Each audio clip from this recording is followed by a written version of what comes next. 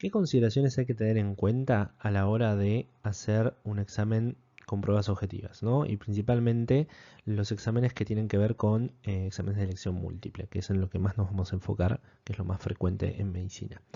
Hay unas sugerencias de escritura para todo tipo de ítems. Y principalmente voy a nombrar 4 reglas principales que todo ítem debe cumplir, ¿no? Ítem me refiero a cada pregunta que aparece en una evaluación completa de pruebas objetivas, ¿no? Por ejemplo, el ítem 1 yo elegí que fuera una pregunta de elección múltiple, ¿no? Entonces, ese ítem que yo voy a desarrollar con la pregunta de elección múltiple tiene que ser unívoco, o sea, seleccionar un solo dominio o estrategia o cuestión cognitiva que esa pregunta esté dispuesta a evaluar. Entonces, por ejemplo, eh, yo quiero que como objetivo eh, la persona pueda reconocer efectos adversos graves o que ponen en riesgo la vida de metformina. Entonces, ¿qué género? Bueno, pongo en el enunciado eh, cuál de los siguientes efectos adversos es un efecto grave y potencialmente mortal generado por la metformina, ¿no? Eso sería una buena pregunta. O, si no quieren hacerlo en modo pregunta, como seleccionar cuál es el efecto adverso potencialmente mortal de la metformina, ¿no? Y pongo 4 opciones. Hipoglucemia, hipocalemia, que son como errores frecuentes que pueden darse en el contexto de fármaco 1. Acidosis láctica como respuesta correcta y después, no sé, disentería, no sé, trastornos gastrointestinales o alguna cuestión así. Entonces, ahí ya tengo un ítem que justamente lo que está haciendo es, yo necesito que la persona pueda reconocer cuál es el efecto adverso de la metformina. Y eso sirve en una sola pregunta para decir, bueno, esta persona puede o no puede. Por otro lado, tienen que ser directos.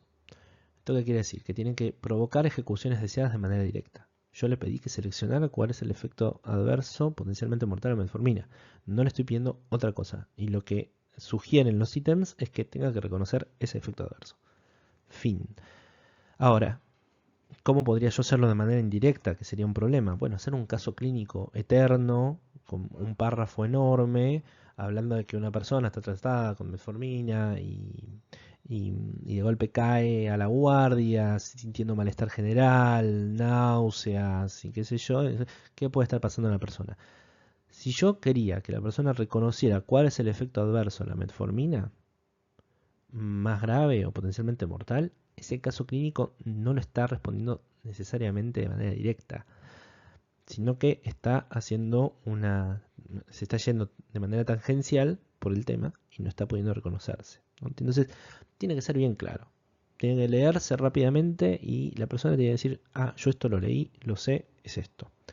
O si no lo sabe, decir, bueno, a ver qué dijeron en clase, ponerse a recordar, intentar pensarlo, a ver qué cuestiones relevantes tenía que recordar de metformina, pero no algo que sea demasiado largo el enunciado como para no poder interpretarse rápidamente y no saber qué tiene que hacer uno con toda esa información. Por otro lado, em, cada ítem tiene que estar dirigido a una respuesta correcta, ¿sí? O sea, más allá de, de la pregunta, tiene que sí o sí tener una sola respuesta correcta y tiene que ser claramente correcta. Digamos, para la persona que sabe esto que estamos preguntando, tiene que ser bien claro que la respuesta correcta es una sola. O claramente entenderse que es la mejor opción, la que tiene que seleccionar. Y en ese sentido, no tiene que haber pistas tampoco.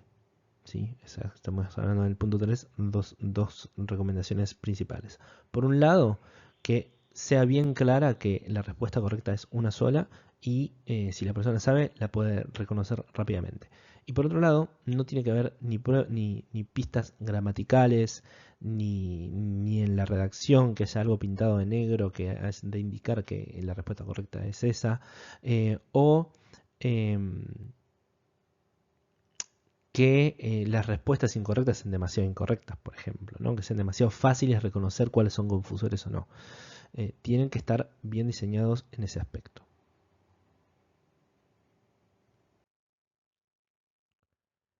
¿Qué otras recomendaciones o sugerencias de procedimiento debemos tener en cuenta? Justamente la formulación lingüística es muy importante. O sea, ¿qué yo estoy haciendo en el enunciado, redactando en el enunciado?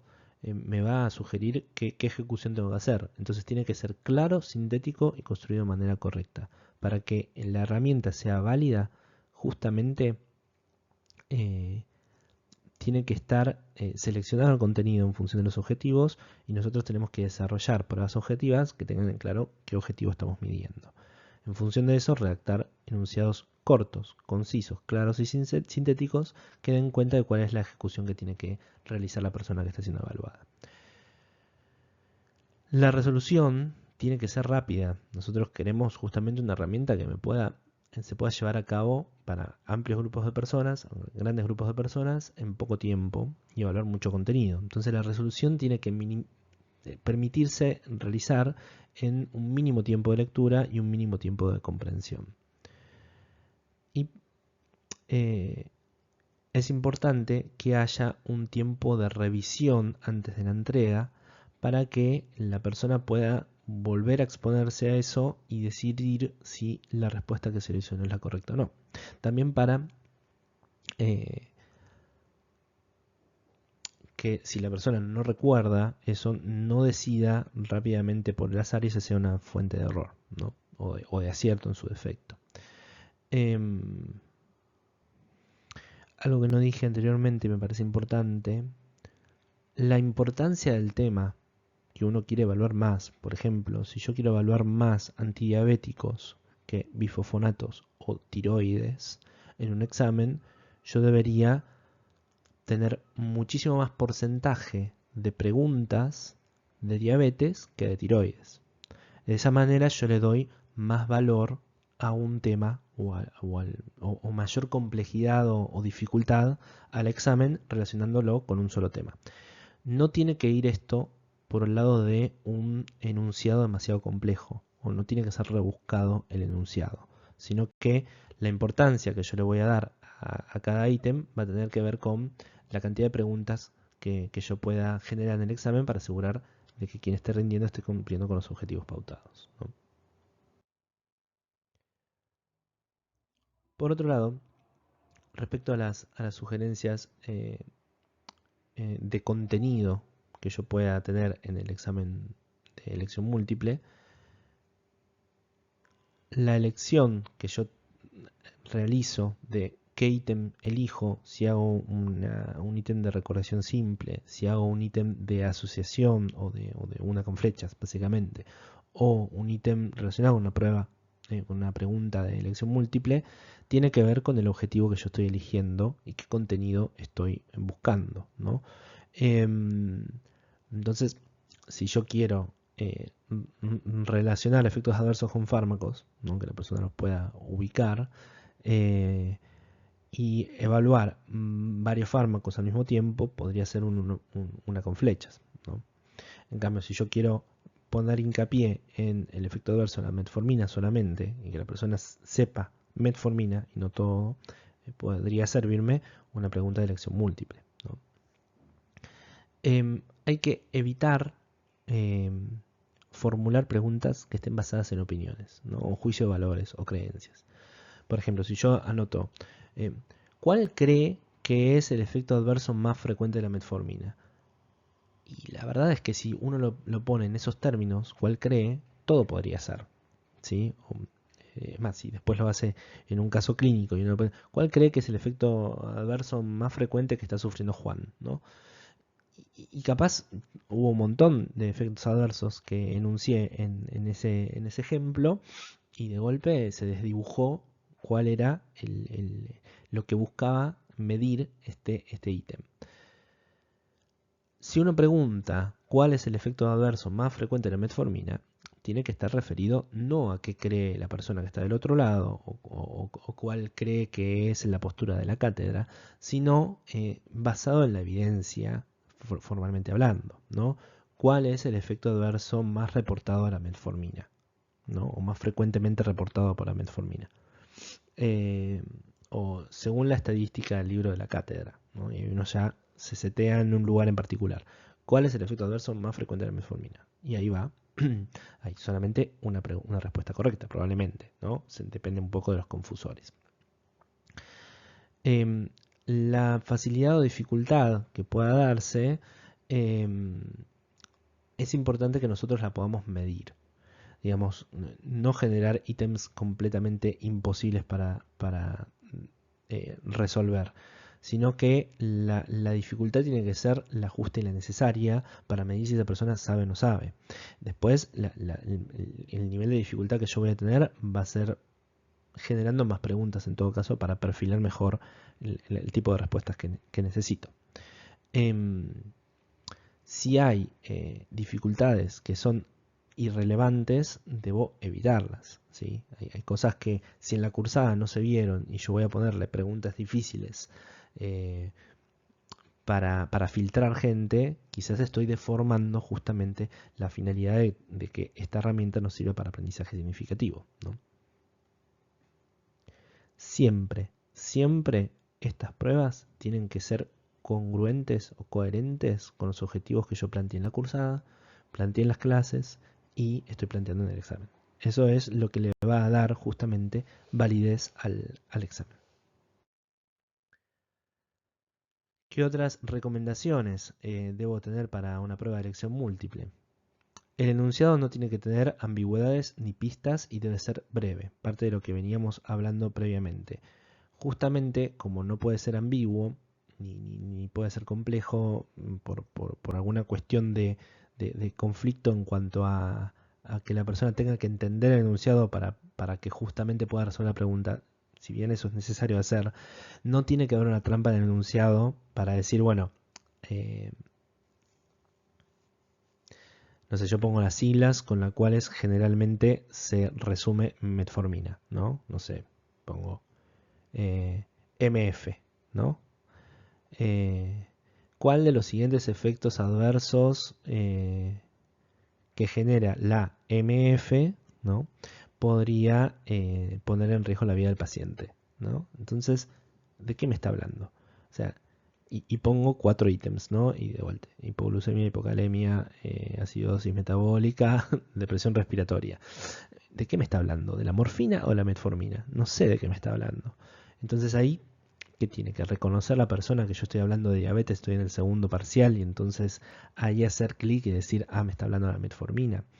Eso debería evitarse, no tendría que suceder. O sea, hay que evitar el abuso de siglas en los enunciados, que en medicina es muy frecuente. Yo que ya no llevo bastante tiempo sin dedicarme a, por ejemplo, la cirugía, cuando hay personas que me ponen siglas en la historia clínica, me cuesta mucho entenderlo y a veces hay siglas que son similares. O por ejemplo, si los psiquiatras ponemos en forma de siglas CZP, no sé si estoy hablando de clonazepam o de clozapina. Y es muy distinta la droga una de la otra, ¿no? Entonces, evitemos el uso de siglas. No tiene que ser eso una dificultad que tiene que ponerse en juego. Eso es una dificultad irrelevante. ¿Qué recomendaciones más? Perdón. Justamente como no tiene que haber pistas, yo tengo que evitar anuncios sugerentes o la utilización de indicios que den cuenta de la respuesta correcta, porque ahí estoy viendo que la persona esté lúcida para responder la pregunta y darse cuenta de la trampa, no que haya estudiado para eso. La base del ítem no debe agregar nada que debilite o confunda la elección de la respuesta correcta, o sea que los confusores no tienen que estar en el ítem, en el enunciado, sino que en todo caso los confusores tienen que ser las respuestas que tiene que seleccionar. La cantidad de opciones de una pregunta de elección múltiple o multiple choice deben ser 4. En general, esto es una sugerencia. Van a ver que hay algunos que tienen 5 preguntas, o se van a cruzar con gente que pone 5 respuestas posibles en lugar de 4. La dificultad con eso es que, por un lado, pensar distractores, o sea, pensar cuál seleccionar de A, B, C o D, es muy difícil pensar distractores que puedan ser elegidos, que sean posibles, digamos, y que nos sirvan para el objetivo.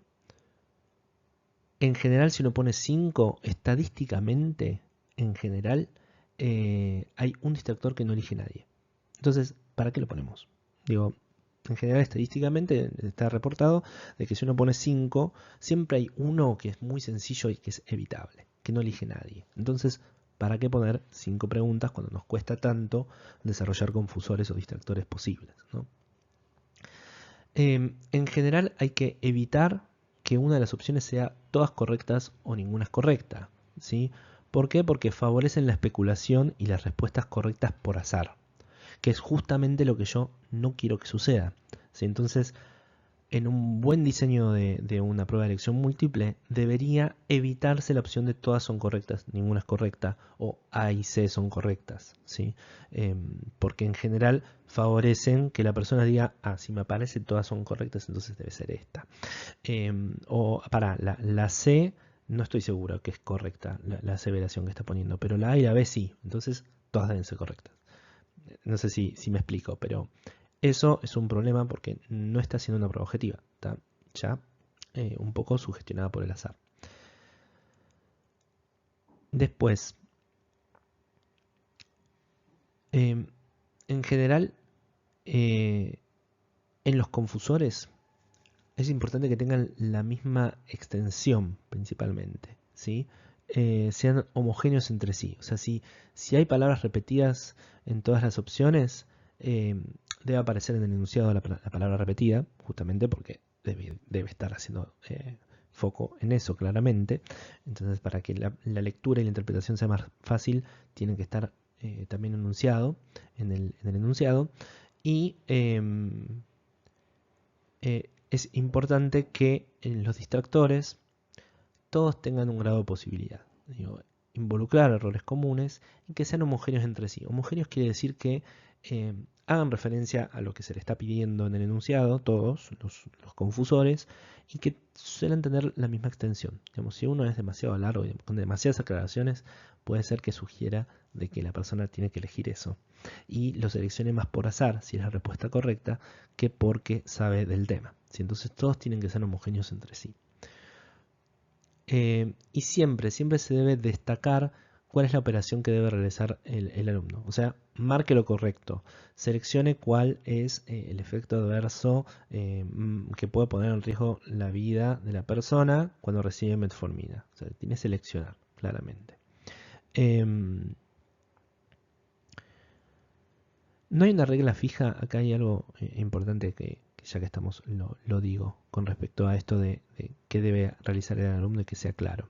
No hay una regla fija en donde diga si hay que preguntar lo correcto o lo incorrecto, ¿sí? O sea, seleccione cuál de las siguientes frases es la incorrecta, ¿no? Por ejemplo.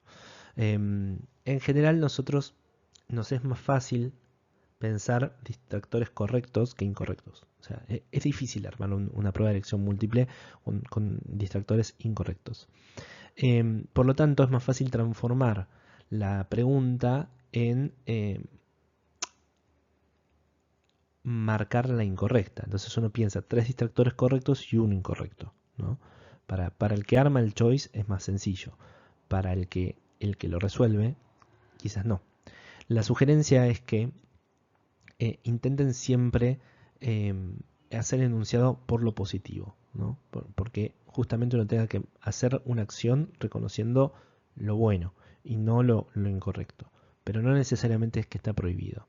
Sencillamente es más fácil pensar en menos confusores incorrectos que en los correctos, ¿no? Por eso suelen encontrarse mucho en marque lo incorrecto o cuál de las siguientes es una situación en la que no debería, que es un gran problema porque el que lee rápido, al no leer el no, quizás incurre en algún error por eso, que no debería suceder.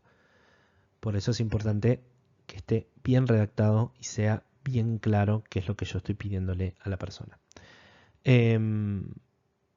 La dificultad tiene que estar regulada por los distractores, ¿sí? No por la complejidad del enunciado. Las respuestas todas tienen que estar distribuidas al azar, las respuestas correctas, o sea que no debería siempre ser la respuesta C la correcta, justamente. Y siempre hay que destacar la operación a realizar, ¿sí?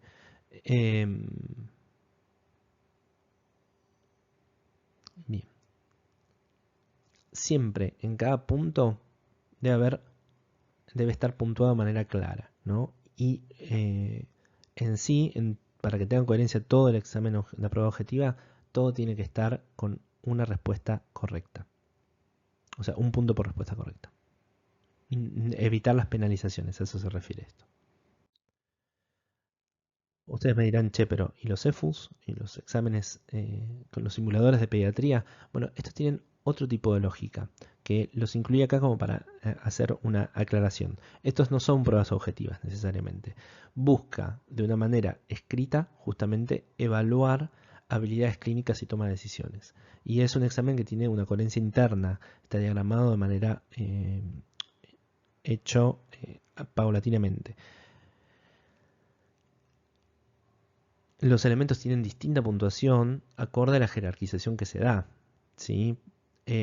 Y la puntuación está referida a la norma, o sea, no a lo que uno espera que las personas realicen, sino que cómo fue el desempeño de todos los alumnos, ¿sí? Por una curva de Gauss, ¿no? Cuando hablo de puntuación referida a la norma, me digo a la distribución normal de las notas o a una lógica gaussiana. Acá es interesante porque involucra justamente las opciones castigo, ¿no? Están las E0 y las E1, que entiendo que ahora eh, solamente están las E0, ¿no? Las que anulan justamente todos los puntos obtenidos en la pregunta y no todo el ejercicio, ¿no?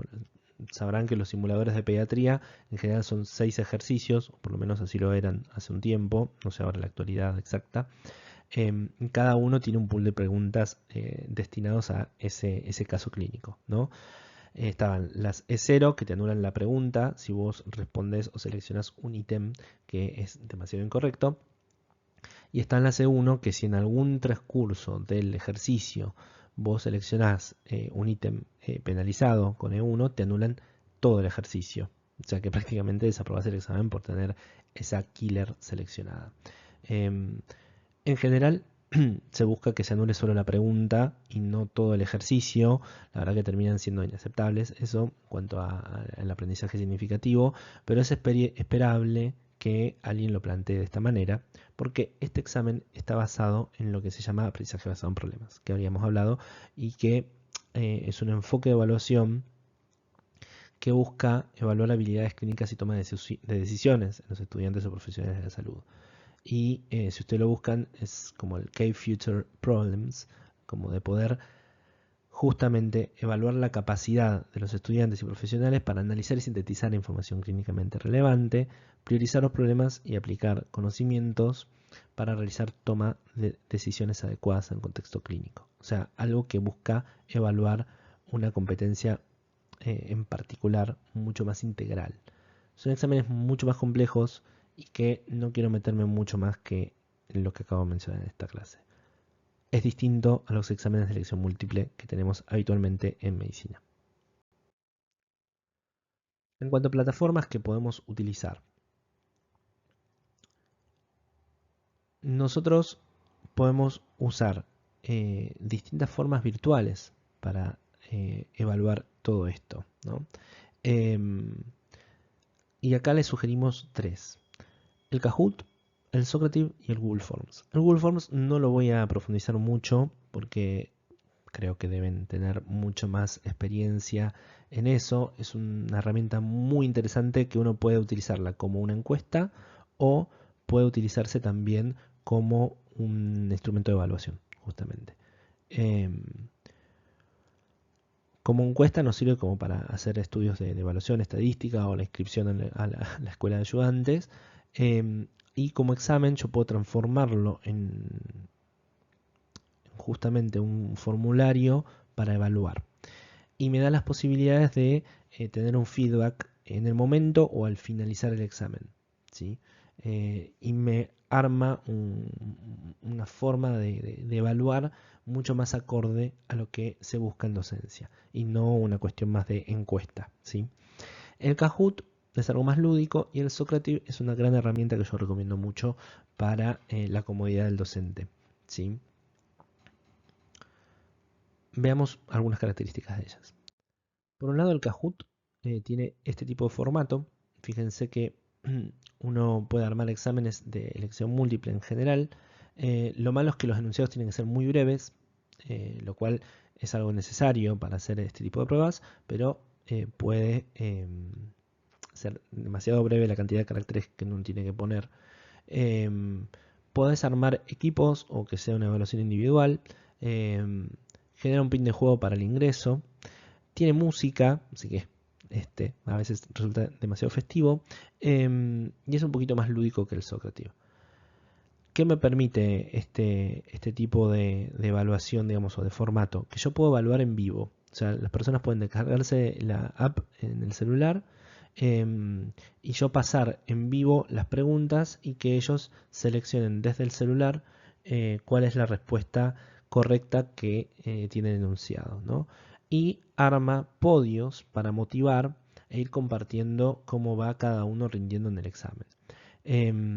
Tiene un tiempo estimado por pregunta, eso justamente sirve mucho, y guarda los resultados. Termina armando a veces una competencia que termina siendo un poco complejo en un salón, pero como actividades de repaso puede ser muy divertido para el tema de los prácticos.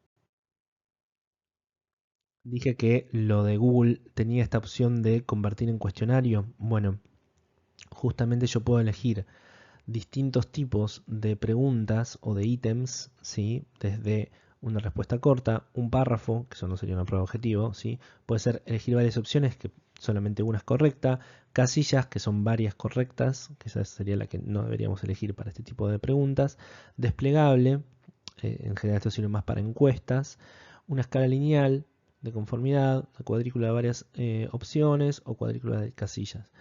Habría que chequear bien esto porque no todas se pueden como hacer el tema de asociación. Pero en general sirve mucho para las preguntas de elección múltiple o de respuesta corta. ¿Sí? El examen puede todo limitar la cantidad de veces que se realiza el cuestionario. Se puede bloquear el acceso a otras páginas si se cuenta con un Chromebook administrado. ¿Sí? Em, y las calificaciones se obtienen bastante rápido. ¿Sí? No recuerdo, te muestra la barra de progreso justamente del examen y te ordena de manera aleatoria automáticamente las respuestas. El Socrative es algo que yo he usado mucho y me parece muy útil. Hay preguntas de respuesta múltiple, verdaderos o falsos, o respuesta corta, ¿no? Recordación simple. En general puede haber distintas opciones de examen. La opción de prueba es justamente la que se puede utilizar como evaluación. Lo malo es que cada docente tiene una clase. O sea, ese código que ven ahí arriba, ZRQI D7, es el código que yo tengo asignado.